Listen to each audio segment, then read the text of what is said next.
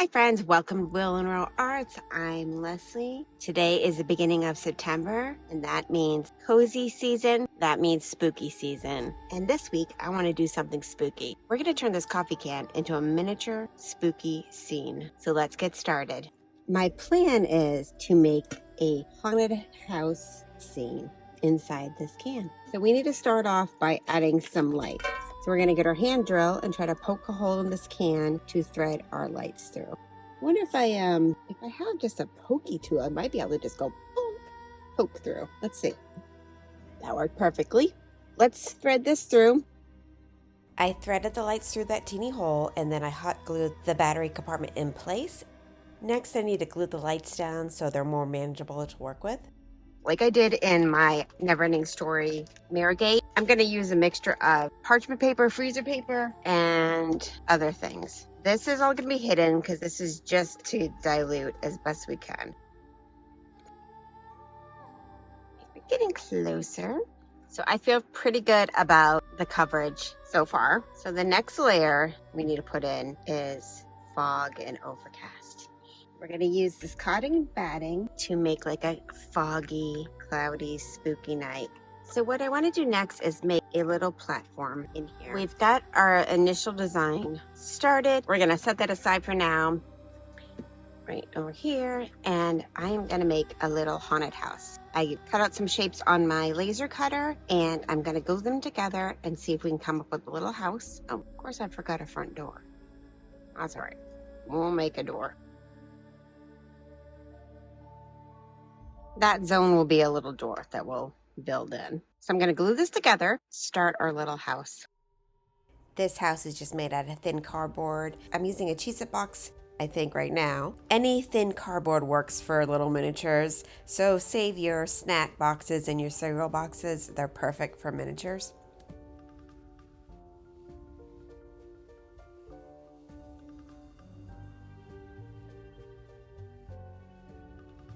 I don't want the siding on the house to be perfectly even. This is a spooky house, so it can be a little bit run down.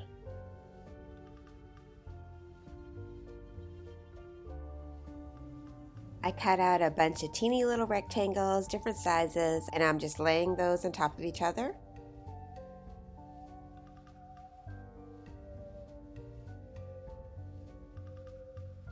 I'm adding some fancy toothpicks in to make the porch. And some coffee stir sticks cut up to make the flooring. Adding a mixture of brown and black paint to get the base coat of the house. We've got this guy mostly painted, adding some egg carton texture to the chimney. There, we got a chimney. Get in here while we can reach.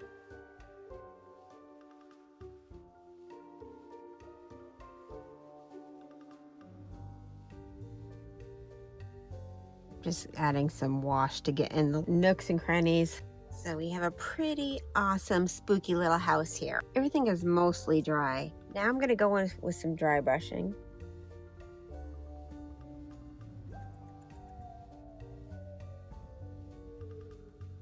I want the house light to appear a little more yellow than the back moonlight.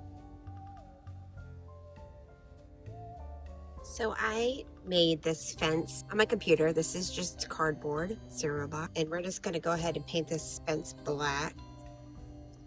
Purchase some new air drying clay. So what I wanna do is I want to put this guy in here and I want him to go in the background here. To put the haunted house in here, but I need to build up a little bit there. We are gonna take some of this air drying clay.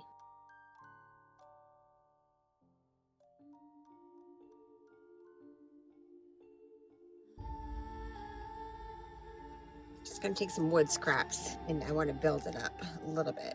Not wood scraps, but cardboard scraps. You can always fill your using tin foil, any kind of thing you can find just to cut down on the waste of the clay.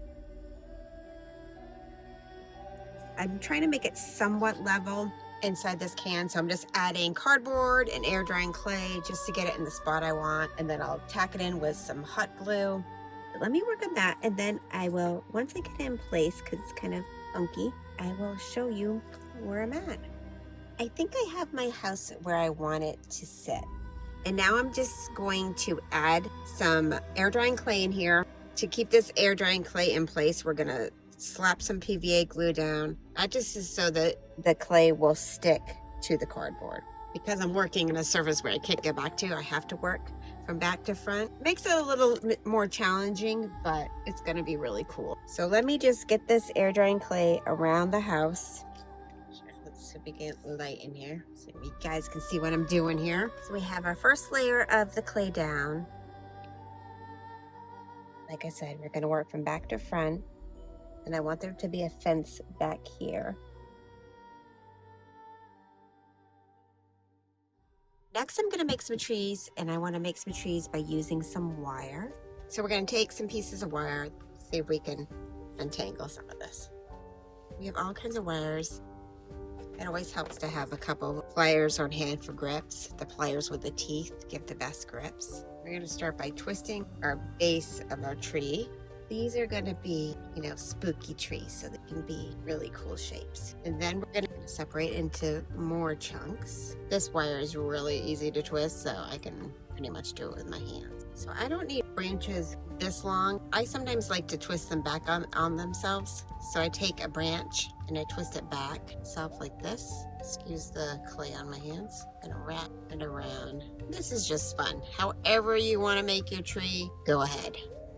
And you just finagle your wires until you get your shape you want. You can make it as big as you want, adding more wires, or small. And if you feel like, oh, I like an extra branch here, you can always add a wire in as well. So that's fun. So I'm gonna just keep twisting until I come up with a cool tree shape that I like. So once we got a tree shape that we like, you can do this with paper towel, tissue paper, or air drying clay. You can paint your wire as is, but if you want to add a little bit more detail, or you just want to add a little bit more thickness, you take your air drying clay. You can use polymer clay if you want to bake it before putting it in your diorama. You just take your air drying clay and you mush it into the wire. And this just kind of can give you some more overall textures. I'm not going to cover all the wires with this. I'm going to go ahead and paint this before it's even dry. Creepy tree. Once it's dry or in place, you can tweak the wires as you like. Okay, friends, before I get too far ahead of myself and I can still move the fence, I added the brown. This is just because once the fence is glued in, then I don't want to have to work around it. And I'm also going to add some detritus, some dried leaves back there. Usually that would be a last step where I add like the finishing touches, but since it's back there in this weird spot, we're going to go ahead and add that in. We got a start of some leaves in the background right there. It's a little wet right now. Now we have one of our trees in place, some detritus, some fog rolling in. We'll let this all dry and continue to work forward. I learned my lesson, paint first. We have a tree to add in that section. While that paint is drying, I'm gonna add some steps to the porch. Mystery in the mystery spot. A little tip here, when you're cutting something with your cutters, hold on to it. It always goes flying. I have mystery pieces all over my studio. Add some steps with some messy paint glue. Hi friends, it's the next day here. My second tree is dry. I also got my tacky glue, which I use tacky glue all the time, but it's usually an upright bottle, one of these. And Era from Bentley House Minis always has one of these, upside down with this teeny little tip. And I'm like, I need to get some of that. But I have a few of these around and I didn't want to waste it. But you know what I'm gonna do? Because this always gets clogged up, I'm gonna transfer it into this.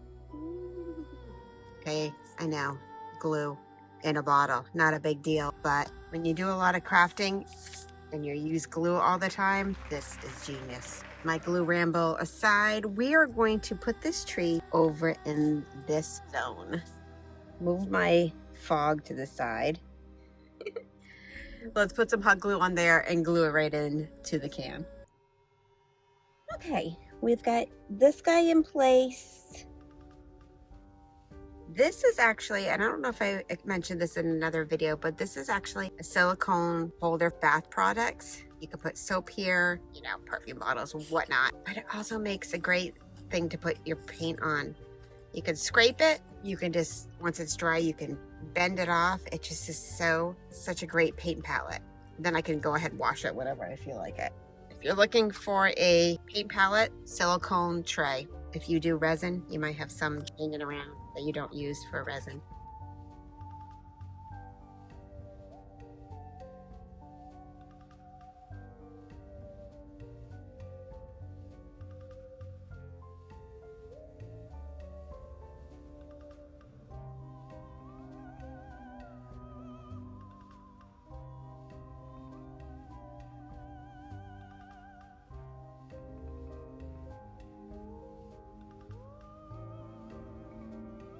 Glue. I'm just going to use PVA glue for this part. Take our dry leaves. This is dried leaves actually from last fall. I'm going to just crumble them up. Try to get as teeny as pieces as I can get. This is grass. Do some grass cover in here. Wants to focus on my hands and not the grass, but that's okay. We'll get it in there and then we'll show you what we're doing. And now let's add some leaf cover to some areas that I believe the leaves would fall.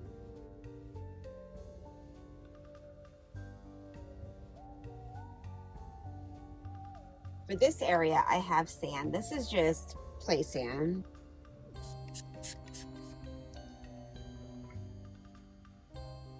Okay, friends, we're gonna add this tree over here. I'm gonna do it off camera.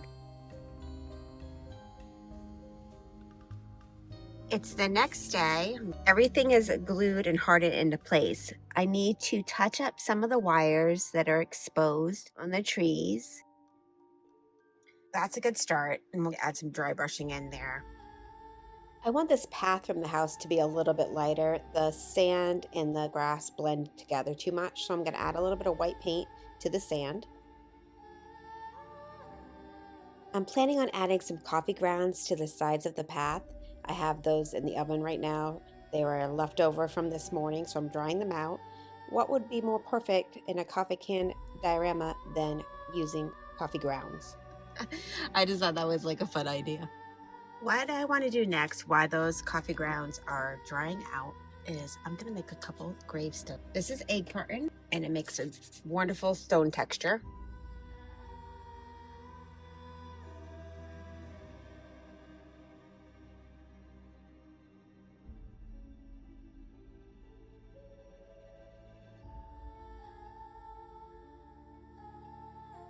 I think we need to add a little spooky fence in the front as well. We need to add a little color in here. Yes, we're a spooky scene. We might have some shrubbery around.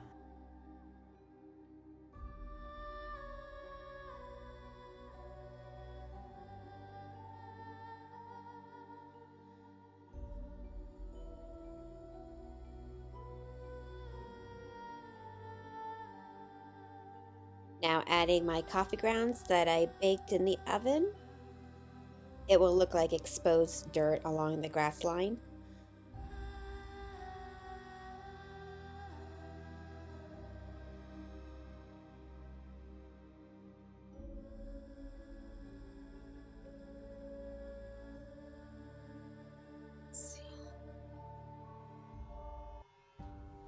Add in this newest tree. I'm going to do a combo of hot glue and the tacky glue.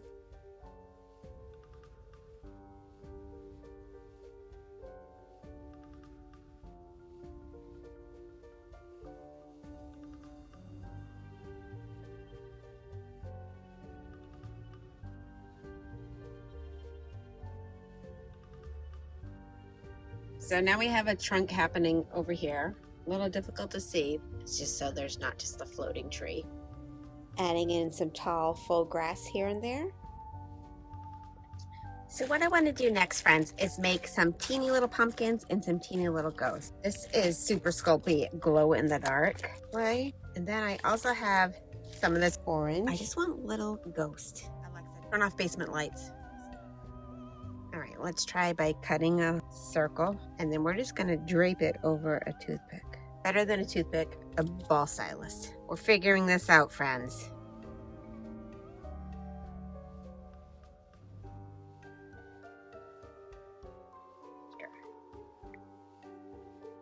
The trick will be trying to get it off ball stylus. I could harden it on the ball stylus, but I still need to be able to pop it off. Okay. I like the idea of the punching the circle. Ball stylus was a little tricky. Let's just try a wooden skewer. See if we can fold it around this guy. It's pretty cute, guys. Pecan, harden, popped off. Whoop. Okay, making little ghosts is too much fun. It's like you can't stop. Cute. So we have a few different ghosts to choose from. Something about that guy back there in the graveyard I like. It's kind of funny. Okay, so next I want to make some pumpkins just to add a little pop of color in here. So we'll save our little ghosty guys here. Okay, let's go with some teeny little pumpkins. We want a teeny pumpkin stem. Teeny pumpkin. Add a little bit of a wash to this guy. This is just my little brown. So hard to see, guys. One teeny little pumpkin down. Make different sizes for different parts. We got a couple pumpkin shapes. Let's harden those pumpkins and decide which pumpkins we want to use, which ghosts we want to use.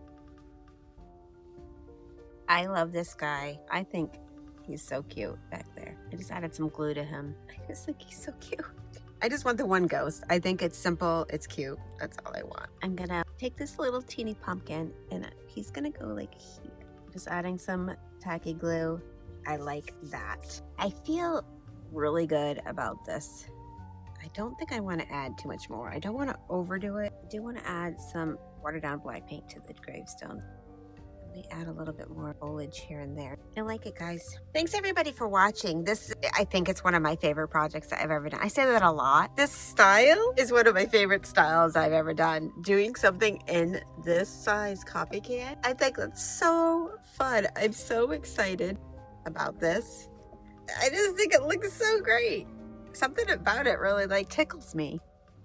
Thanks for watching, guys. If you have any more coffee can suggestions, or if you'd like to see more coffee can dioramas or similar type cans, type in coffee can or a coffee bean. If you'd like to see more dioramas like that, I can do maybe a fall one, maybe a Christmas one, maybe just anything, just a room scene. I think this idea of a diorama inside a can is really cool. Thanks for watching, everybody. Stay tuned for some more projects up ahead. I am probably going to keep it a little seasonal right now. I may need to work on my 1980s house. For now, I'd like to thank you guys for watching. Please like and subscribe and all that fun stuff. If you comment, it really helps the channel. The YouTube algorithm really likes comments. So please comment if you like what I do. Please share.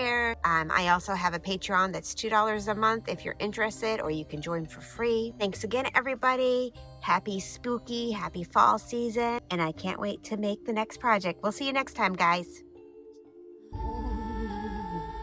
Man, you can just... Yeah. Oh, and the ghost is glowing.